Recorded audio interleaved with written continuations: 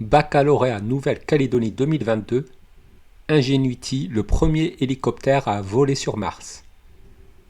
Ingenuity est un petit hélicoptère, comparable à un drone, d'un peu moins de 2 kg, développé par l'agence spatiale américaine, la NASA.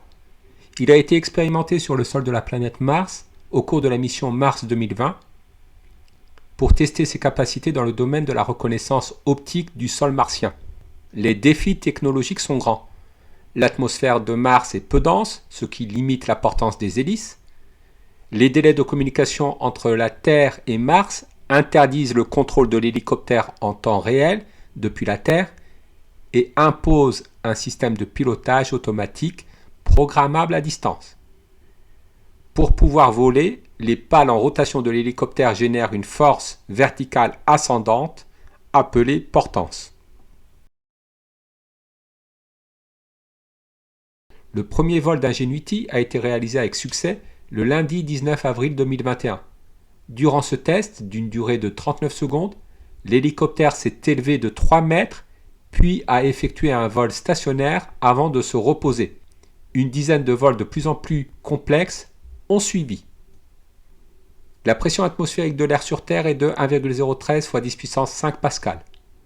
La masse molaire moyenne de l'air sur Terre est de 29 x 10 puissance moins 3 kg par mol. La constante des gaz parfaits vaut 8,314 joules par Kelvin par mol. Pour passer de la température en degrés Celsius à la température en Kelvin, on ajoute 273,15. L'intensité de pesanteur sur Mars vaut G1-10M égale à 3,7 mètres par seconde au carré. L'intensité de pesanteur sur Terre vaut G1-10T égale à 9,8 mètres par seconde au carré. Pour un gaz supposé parfait, on a la relation PV est égal à nRT, avec P en pascal, V en mètre cube, petit n en mol, R en joule par Kelvin par mol et T en Kelvin. Cet exercice comporte 4 parties indépendantes. Partie A, l'atmosphère de Mars. L'hélicoptère Ingenuity est fortement handicapé dans l'atmosphère peu dense de Mars. En effet, la densité de l'atmosphère de Mars est 100 fois plus faible que sur Terre.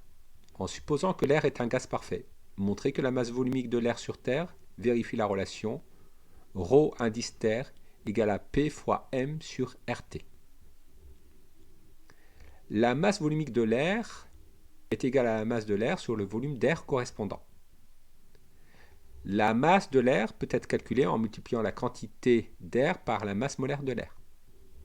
D'après la loi des gaz parfaits, nous pouvons remplacer la quantité petit n par PV sur RT.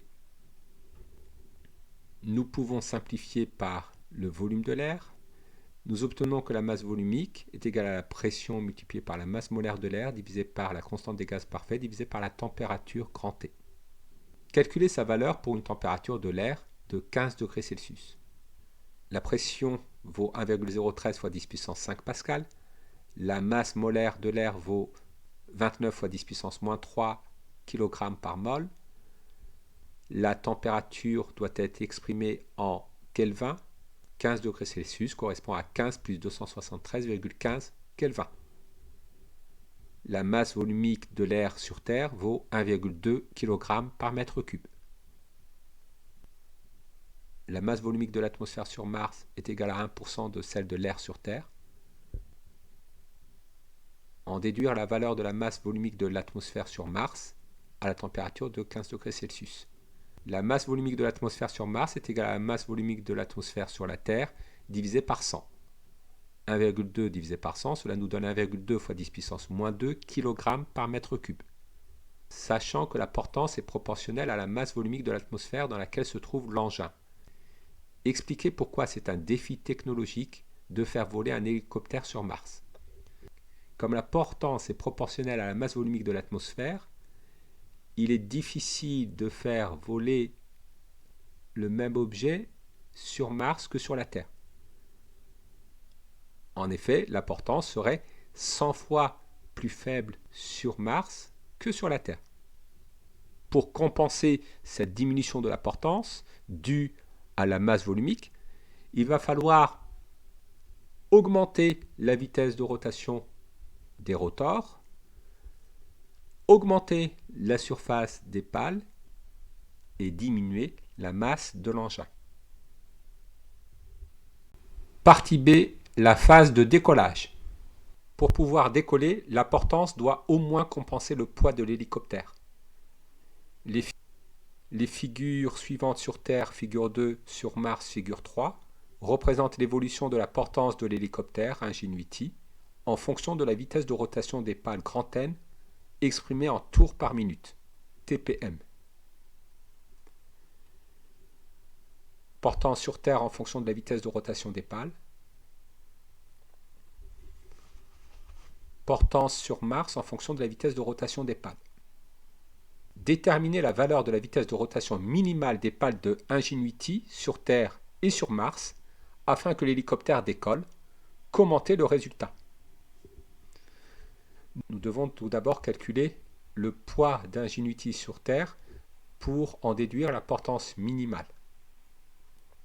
Le poids d'Ingenuity sur Terre s'exprime en multipliant la masse d'Ingenuity par l'intensité du champ de pesanteur G indice T sur Terre. La masse d'Ingenuity vaut 1,8 kg. L'intensité du champ de pesanteur terrestre vaut 9,8 mètres par seconde au carré, ce qui nous donne un poids de 18 newtons.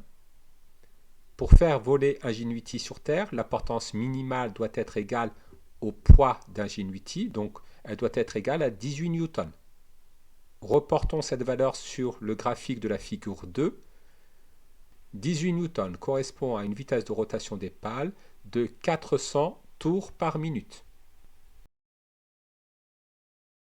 Faisons de même sur Mars. Le poids d'Ingenuity sur Mars se calcule en multipliant la masse d'Ingenuity par l'intensité du champ de pesanteur martien. 1,8 multiplié par 3,7, cela nous donne 6,7 newtons. La portance minimale sur Mars doit être égale au poids d'Ingenuity sur Mars, donc de 6,7 newtons. Reportons cette valeur sur le graphique de la figure 3. Une portance de 6,7 newtons correspond à une vitesse de rotation des pales égale à 2400 tours par minute. La vitesse minimale de rotation des pales sur Terre est de 400 tours par minute. La vitesse minimale de rotation des pales sur Mars est de 2400 tours par minute. La vitesse minimale de rotation des pales d'Ingenuity doit être 6 fois supérieure sur Mars que sur Terre pour pouvoir voler. Partie C, une phase d'atterrissage délicate. La phase la plus délicate du vol de l'hélicoptère est l'atterrissage, du fait des turbulences qui peuvent déséquilibrer l'engin. La solution retenue est d'arrêter la propulsion à 1 mètre au-dessus du sol et de laisser l'hélicoptère atteindre le sol en chute libre. On suppose dans l'étude qui suit que l'hélicoptère Ingenuity est en vol stationnaire, c'est-à-dire à vitesse nulle, à une altitude grand H égale à 1 mètre au-dessus du sol martien lorsque ses pales cessent de tourner. Il chute alors verticalement. Soit un axe OZ vertical orienté positivement vers le haut et dont l'origine O est confondue avec le sol. On note vecteur G indice M, le champ de pesanteur sur Mars. Appliquez la deuxième loi de Newton afin d'exprimer la coordonnée A indice Z au cours du temps du vecteur accélération de l'hélicoptère lors de la phase de chute libre. Dans le référentiel martien, l'hélicoptère est soumis à son poids P. Appliquons la deuxième loi de Newton au centre de gravité de l'hélicoptère dans le référentiel martien supposé galiléen. La masse de l'hélicoptère multipliée par l'accélération du centre de gravité de l'hélicoptère est égale à la résultante des forces extérieures qui s'appliquent sur l'hélicoptère. Ici, la résultante des forces extérieures se réduit au poids de l'hélicoptère, puisqu'il est en chute libre. Le poids de l'hélicoptère sur Mars est égal à la masse de l'hélicoptère multipliée par l'accélération du champ de pesanteur, G indice M. Nous pouvons simplifier par la masse de l'hélicoptère. Nous obtenons que le vecteur accélération du centre de gravité de l'hélicoptère est égal au champ de pesanteur G indice M. Projetons la relation vectorielle sur l'axe vertical OZ. La coordonnée du vecteur accélération selon Z est égale à la coordonnée du vecteur G selon Z.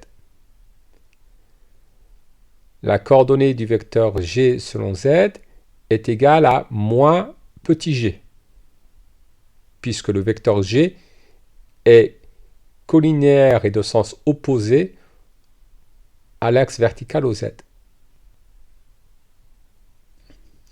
En déduire dans le repère défini la coordonnée selon Z du vecteur vitesse de l'hélicoptère lors de la phase de chute libre.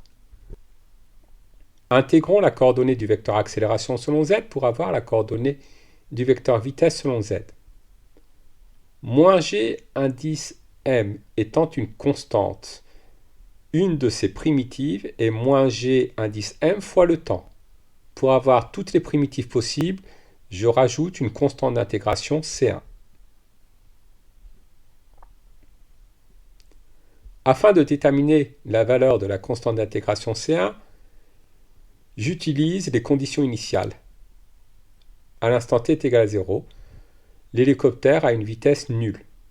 À t est égal à 0, la coordonnée du vecteur vitesse selon Z est nulle, et elle est aussi égale à C1. Nous en déduisons que la constante d'intégration C1 est nulle. Donc, à tout instant, la coordonnée du vecteur vitesse selon Z est égale à moins g indice m fois t. Déduire des résultats précédents l'équation horaire Z en fonction de t du mouvement de l'hélicoptère lors de la phase de chute libre. Intégrons la coordonnée du vecteur vitesse selon Z pour avoir la coordonnée Z du vecteur position. Une primitive de t est t carré sur 2. Moins gm est une constante multiplicative. Une primitive de moins g indice m fois t est moins g indice m fois t au carré sur 2.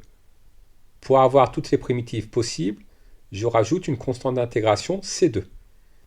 Ainsi, l'équation horaire Z en fonction du temps s'écrit moins g indice m fois t carré sur 2 plus C2. À l'instant t est égal à 0 secondes, le centre de gravité de l'hélicoptère se trouve à 1 mètre du sol. Z à 0 secondes vaut grand H. Z à 0 secondes vaut également C2. Nous en déduisons que la constante d'intégration C2 est égale à grand H. Donc à tout instant, l'équation horaire Z en fonction du temps s'écrit moins g indice m fois t carré sur 2 plus grand H. Déterminer la durée t indice sol au bout de laquelle l'hélicoptère atteindra le sol martien.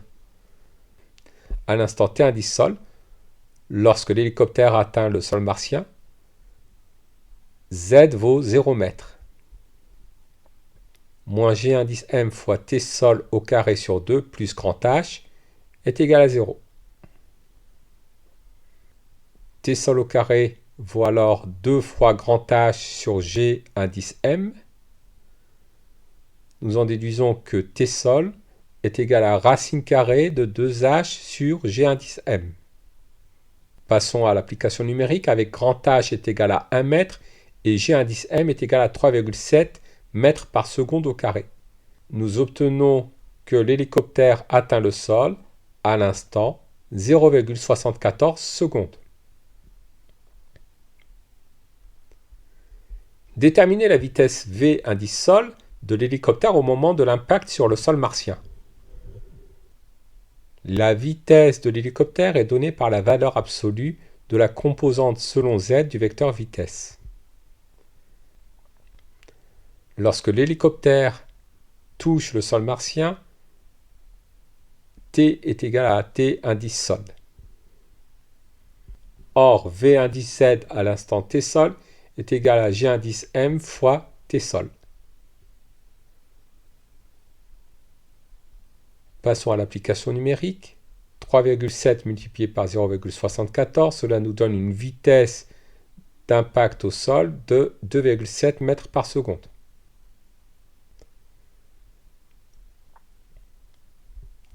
Lors des essais préparatoires réalisés sur Terre, des vitesses d'impact de l'ordre de grandeur de 16 km/h ont été enregistrées. Le train d'atterrissage d'Ingenuity a été conçu pour résister à de telles vitesses. Indiqué en justifiant si le train d'atterrissage est assez résistant pour une utilisation sur la planète Mars. Exprimons la vitesse d'impact au sol sur Mars en km par heure. Pour passer des mètres par seconde au km par heure, nous multiplions par 3,6.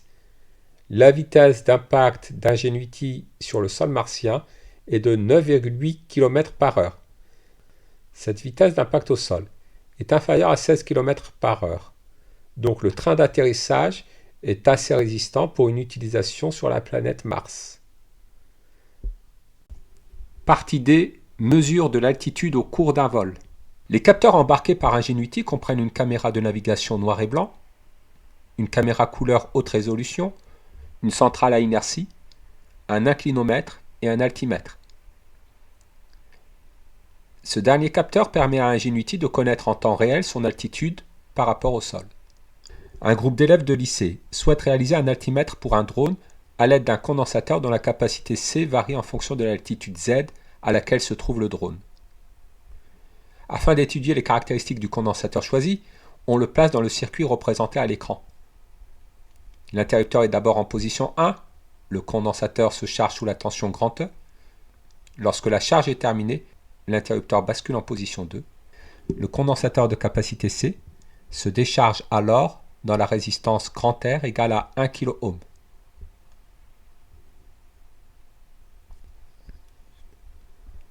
Le graphique de la figure 6 représente l'évolution de la tension aux bornes du condensateur au cours de la décharge en fonction du temps.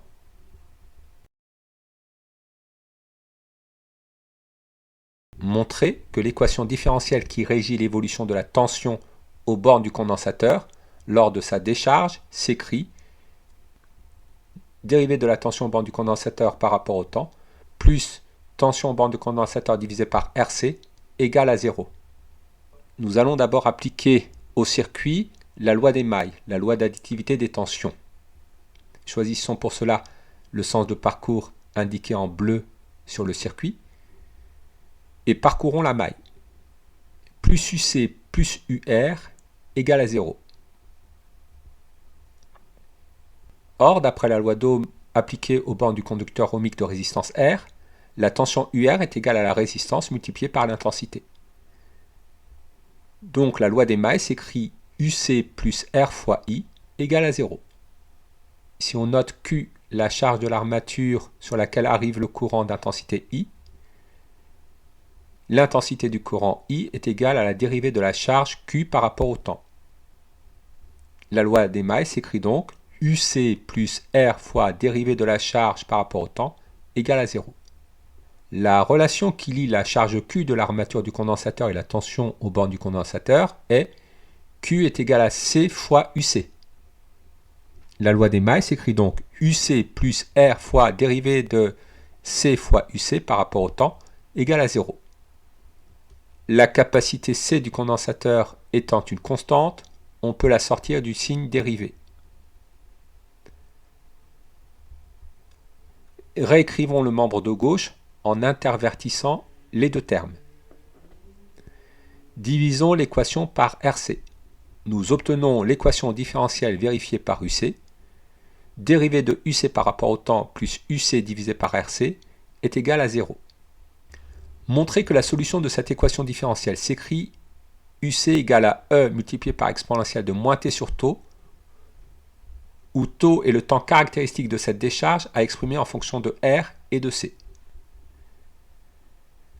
Nous allons remplacer dans l'équation différentielle UC par son expression grand E multiplié par exponentielle moins T sur taux.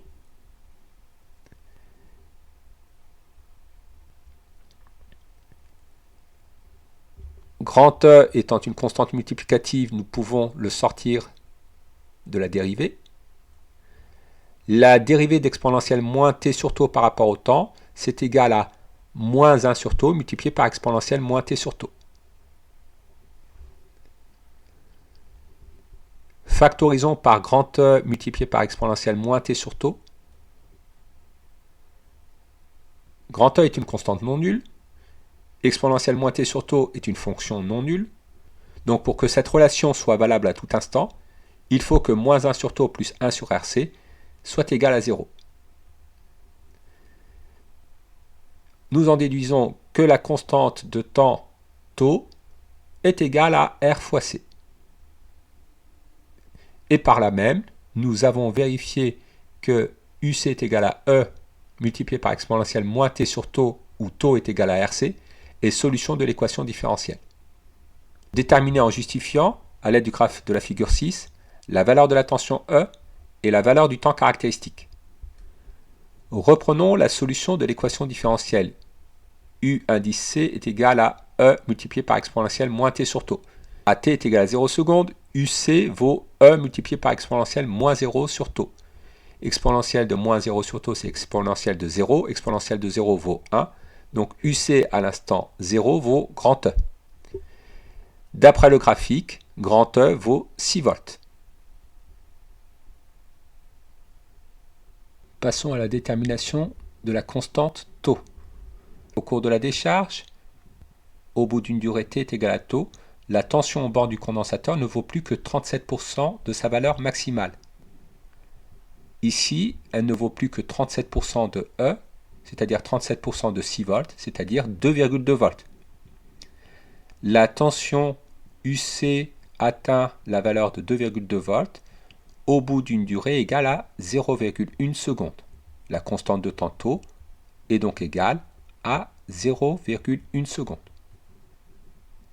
Une autre façon d'obtenir la valeur de la constante de temps taux est la suivante.